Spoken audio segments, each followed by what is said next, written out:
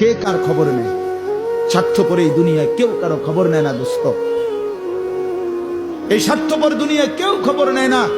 তুমি যেদিন মরে যাবা, আমি যেদিন মরে যাব, সেদিনও পৃথিবীতে সূর্য উঠবে, চাঁদ উঠবে, এই গাড়ি চলবে, সিএনজি চলবে, অটো চলবে, দোকানপাট খুলবে, ব্যস্ত মানুষ সব বাজার ব্যবসা ঠিকই চলবে, সব দৌড়াচ্ছে, শুধু আমি নিস্তব্ধ, শুধু আমি থেমে গেলাম। আমার হাত আর নড়ে না, পা আর নড়ে না, আমার আর চোখ খুলে না, আমার আর জিন্দিগির কোন স্পন্দন নাই। এরই নাম দুনিয়া, এরই নাম দুনিয়া।